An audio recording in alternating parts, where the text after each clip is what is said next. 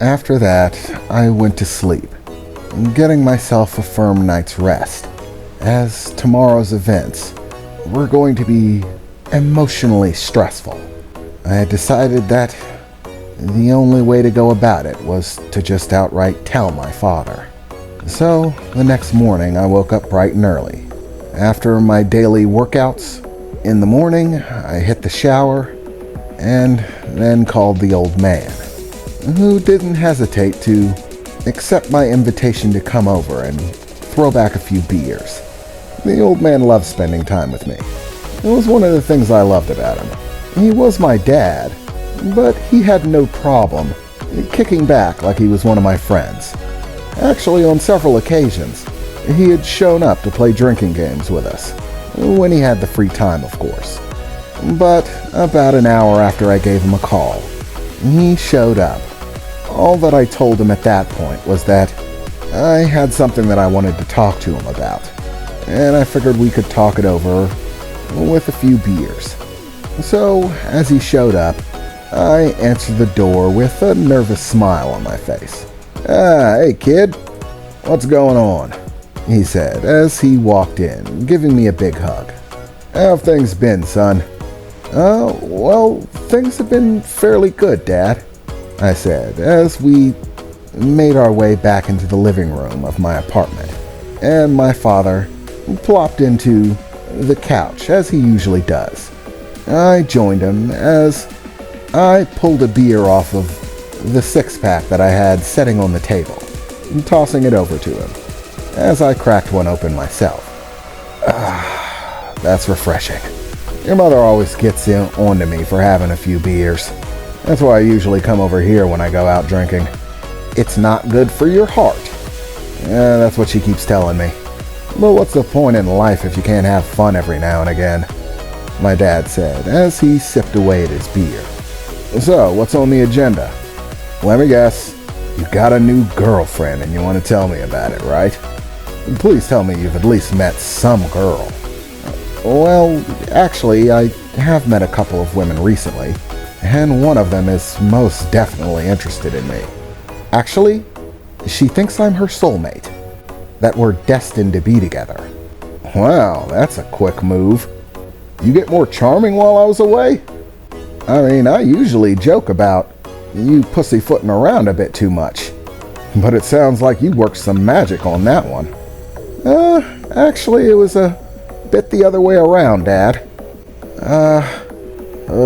This is a bit tough to talk about. I'm not exactly sure how I want to word this." "Well, out with it, kid.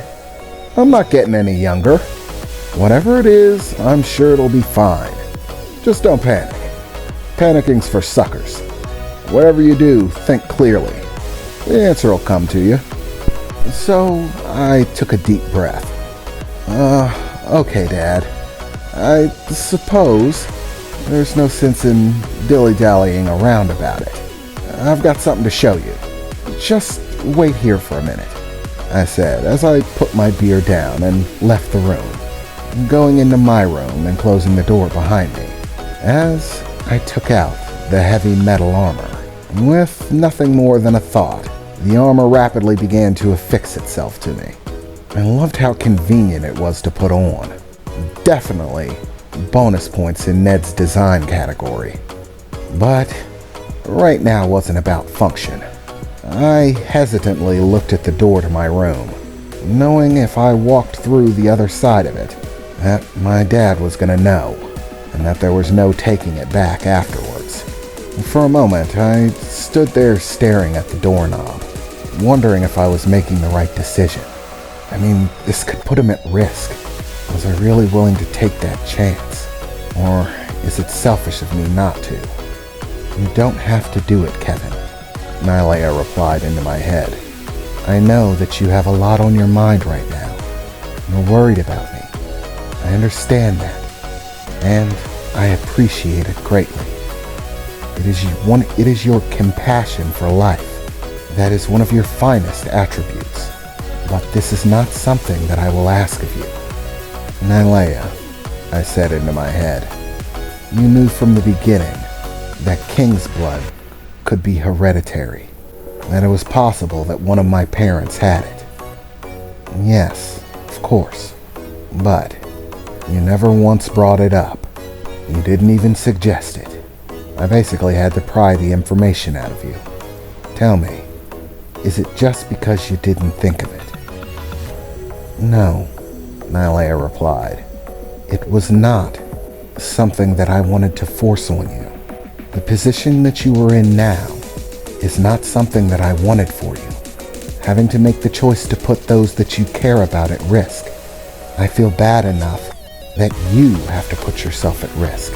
That I forced you to make a decision like that involving your own life. Asking you to do the same with others? I would never be able to forgive myself if I tried to force that decision on you. I'm still trying to forgive myself for what I've already forced on you.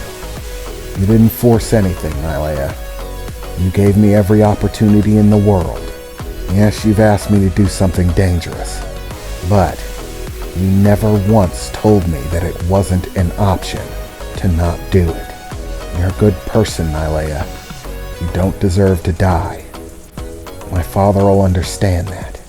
At least, I hope he will, I said as I took one last deep breath, grasping the doorknob and walking out of my room, not bothering to close the door behind me. As I walked into the living room, my father looked over at me with a wide-eyed expression for a moment, sipping at his beer. Well, this is it, Dad. What do you think? Ha! My father replied, laughing vigorously. I knew it. What? I replied, a bit thrown off in the moment.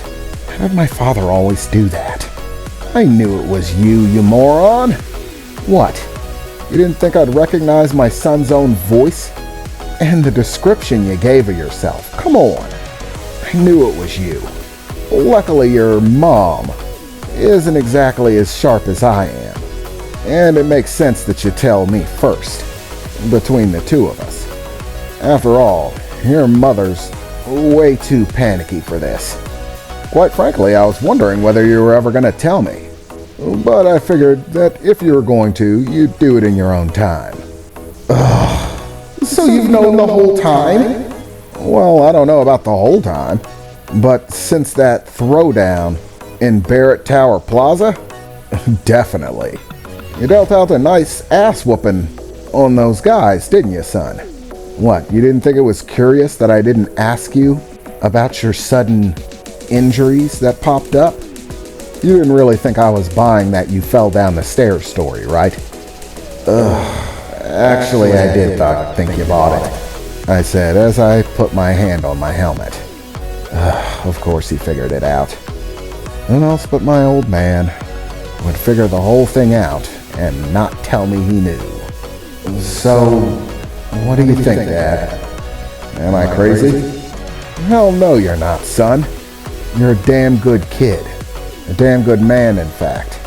All those people running around with superpowers, robbing banks, killing people, and you're out there saving them. There's nothing wrong with that, son. Using a gift to help others is never a bad thing. I'm proud of what you're doing. There's no way in hell I'd tell you to stop it if you have the power to.